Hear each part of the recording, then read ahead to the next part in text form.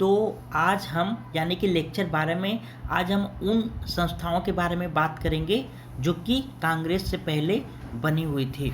यानी कि आज आज के समय अगर हम बात करें संस्थाओं के बारे में, तो आज जो है भारतीय जनता पार्टी है, कांग्रेस, भारतीय राष्ट्रीय कांग्रेस है, समाजवादी पार्टी है, बहुजन समाज पार्टी है।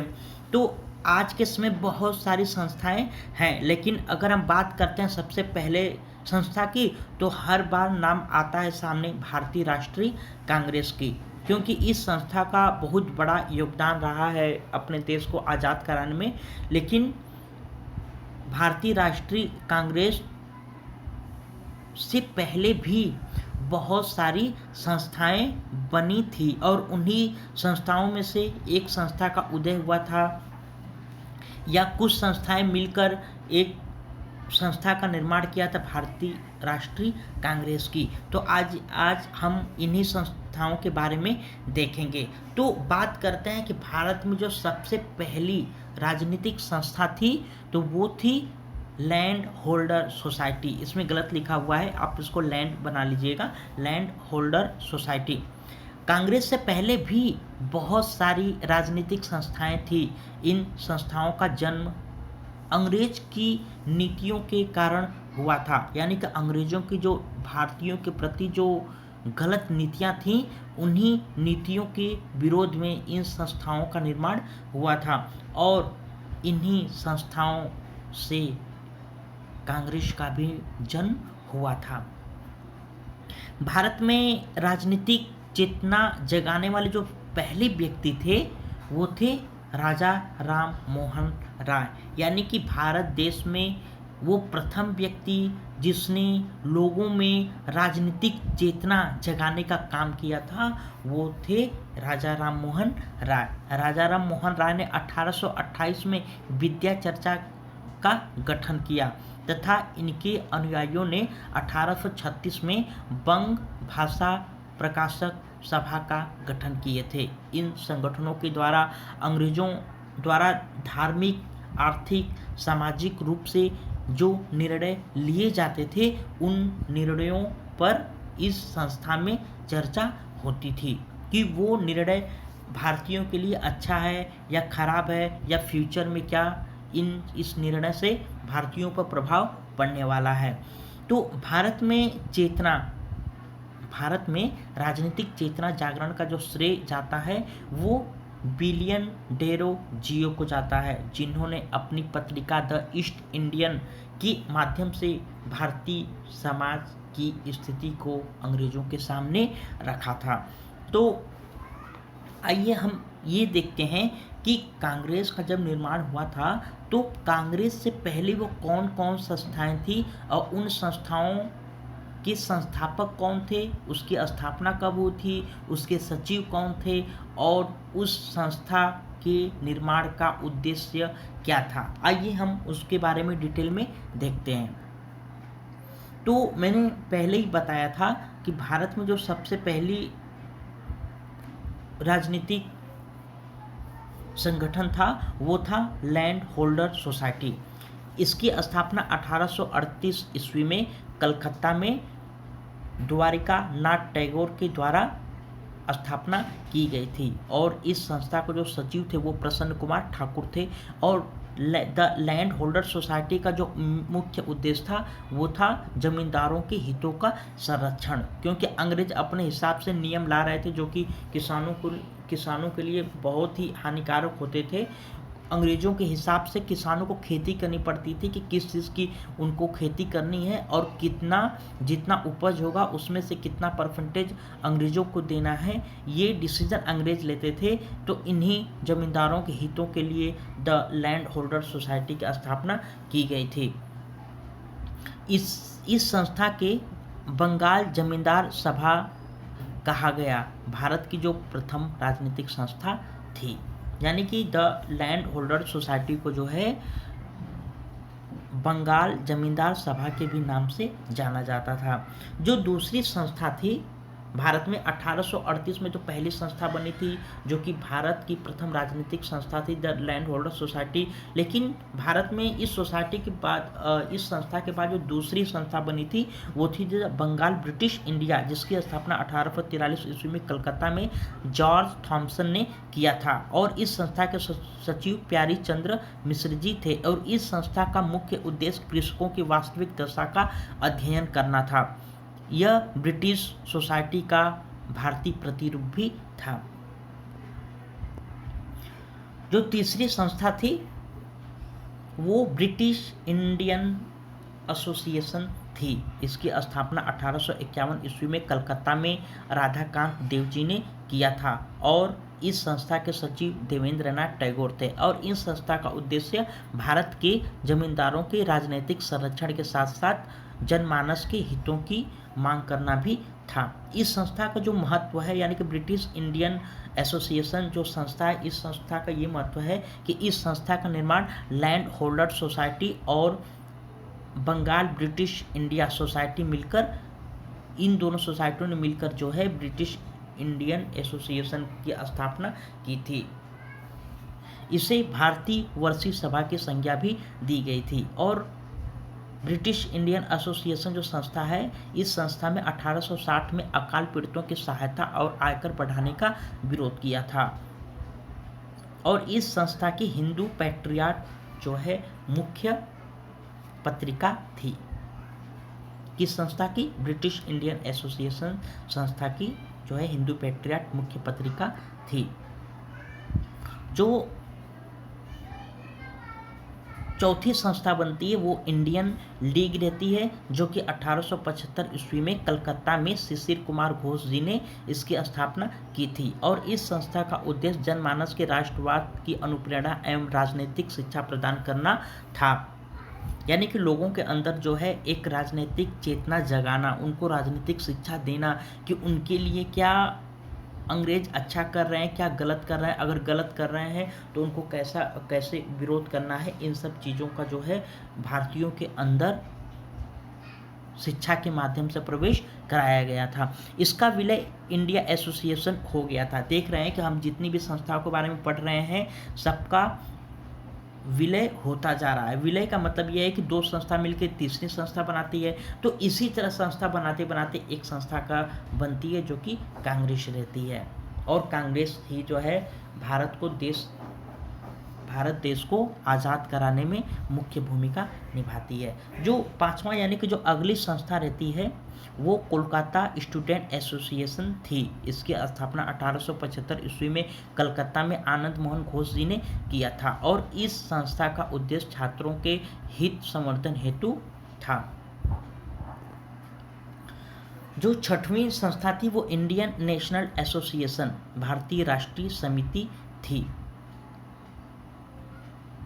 इस संस्था की स्थापना कोलकाता में 1876 ईस्वी में सुरेंद्रनाथ बनर्जी जी और आनंद मोहन घोष जी ने मिलकर किया था। और इस संस्था का उद्देश्य हिंदू और मुसलमानों के मध्य समरसता पैदा करना था, यानी कि हिंदू और मुसलमानों की एकता पर जोर देना था। इस संस्था के महत्व यानी कि इंडियन नेशनल एसोसिएशन जो संस्था है, इस संस्था का महत्व ये है कि भारतीय जनपद सेवा, vernacular press act, arms act और अल्बर्ट बिल के विरोध में उत्पन्न आक्रोश को आंदोलन के रूप में इसी संस्था ने किया था। इंडियन लीग तथा इंडियन एसोसिएशन के सचिव आनंद मोहन घोष थे। अल्बर्ट बिल भारतीय न्यायाधीशों को अंग्रेजों को सजा सुनाने का अधिकार नहीं था, यही अल्बर्ट बिल था। तो अंग्रेज तो हमेशा अपने ही बारे में सोचते थे, यानी कि भारतीय जज भी रहते थे और इंग्लिशमैन जज भी रहते थे। तो इंग्लिशमैन जो जज थे वो हमेशा इंग्लिशमैन के ही पक्ष में फैसला सुनाते थे। लेकिन जो भारतीय जज थे वो जो है अपने विवेक का उपयोग करके वो भारतीयों के हित के बारे में भी सोचते थे। और अगर अंग्रेज उनको गलत मिलता था तो उनको सज़ा सुना देते थे। लेकिन अल्बर्ट बिल जब लाया गया तो इल्बर्ट बिल ये कहता है कि जो भारतीय न्यायाधीश हैं वो किसी भी अंग्रेज को सज़ा नहीं सुना सकते, क्यों न वो कितना भी बड़ा अपराध किए हों, लेकिन जो भारतीय न्यायाधीश है उनको सज़ा, अंग्रेज़ों को सज़ा नहीं सुना सकते। ये जो बिल था ये इल्बर्ट बिल था, और इस बिल की भी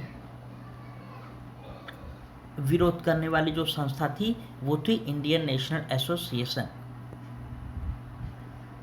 जो अगली संस्था यानी कि जो सातवां संस्था जो बनती है वो बॉम्बे एसोसिएशन रहती है, जो कि 1852 ईस्वी में बम्बई में दादा भाई नौरोजी जी ने किया था।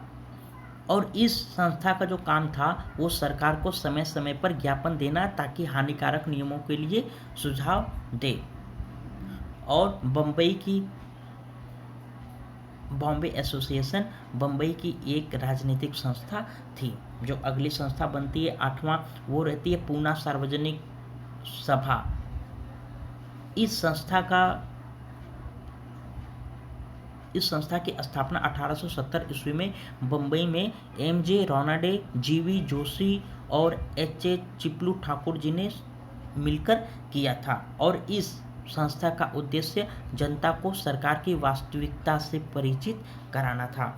और इस संस्था का जो उद्देश्य था वो जमींदारों तथा व्यापारियों के हितों का प्रतिनिधित्व करना था, तथा इसकी एक त्रैमासिक पत्रिका थी जिसका नाम कार्टली जनरल था। यानी कि पूना सार्वजनिक सभा की एक पत्रिका थी जिसको कार्टली जनरल के नाम से जाना जाता था। जो अगली संस्था बनती है वो रहती है बॉम्बे प्रेसिडेंसी एसोसिएशन। इसकी स्थापना 1885 ईस्वी में बम्बई में बदरुद्दीन तैयब जी ने किया था। साथ में के.टी. तेलंग, फिरोज शाह मेहता, काशीनाथ त्यंबक ने किया था। इन लोगों ने मिलकर जो है बॉम्बे प्रेसिडेंसी एसोसिएशन संस्था की स्थापना की थी, जिसका उद्देश्य लोगों के राजनीतिक विचारों का प्रचार प्रसार करना था। जो अगला संस्था बनती है वो मद्रास नेटिव एसोसिएशन रहती है, जिसकी स्थापना 1852 ईस्वी में मद्रास में गुजर लक्ष्मी जी ने किया था। और इस संस्था का उद्देश्य कानूनी व सरकारी नियमों के साथ जनता का वकालत करना था। और इस संस्था ने 1857 के विद्रोह की भर्त्सना की थी।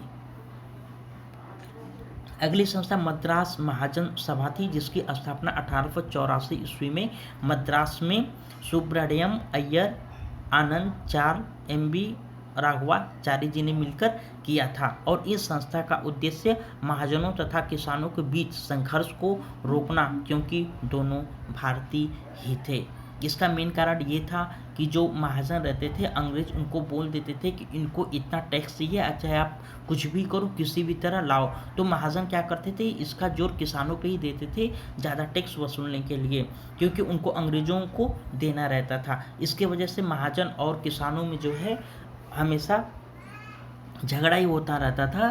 तो इस संस्था यानी कि मद्रास महाजन सभा ने इन झगड़ा को सुलझाने में काफ़ी मदद की थी, क्योंकि ये जानते थे कि महाजन भी भारतीय हैं और किसान भी भारतीय हैं, तो अंग्रेज इन दोनों को लड़ाना चाहते हैं।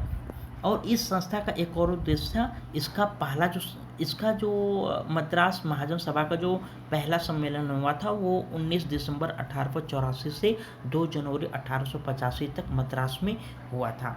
जो अगली संस्था रहती है वो लंदन इंडियन कमेटी रहती है, जिसकी स्थापना 1862 ईस्वी में लंदन में पुरुषोत्तम मुतालियर जी ने किया था। और इस संगठन का उद्देश्य लंदन में भारतीयों को संगठित कर राष्ट्रहित में आवाज़ बुलंद करवाना था।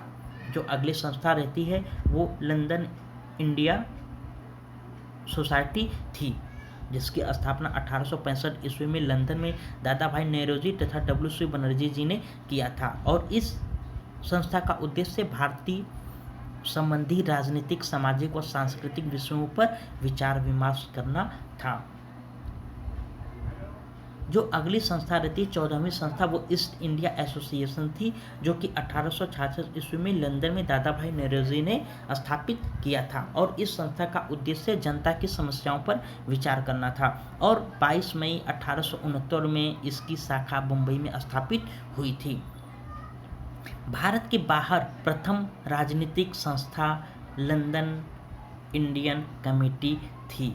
1862 में वो पुरुषोत्तम मुदालियर जी ने बनाया था। लेकिन ये जो बॉफ इसमें हम जो भी संस्थाओं के बारे में पढ़े तो वो भारत में ही बना था। लेकिन ऐसी संस्था जो भारत के बारे में भारत के हित के बारे में जो सोचने वाली जो प्रथम संस्था जो कि भारत से बाहर बनी थी वो थी लंदन इंडियन कमेटी, जिसकी स्थापना लंदन में हुई थी, 1862 में हुई थी और पुरुषोत्तम मुदालियर जी ने किया था।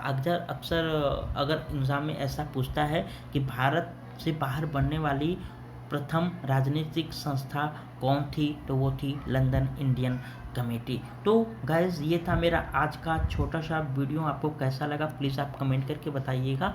और अगले वीडियो के बारे में हम लोग पढ़ेंगे जो कि कांग्रेस मुस्लिम लीग से जो संबंधित क्वेश्चन जो अक्सर एग्जाम्स में पूछे जाते हैं हम उसके बारे में पढ़ेंगे। तो thank you very much for watching this video.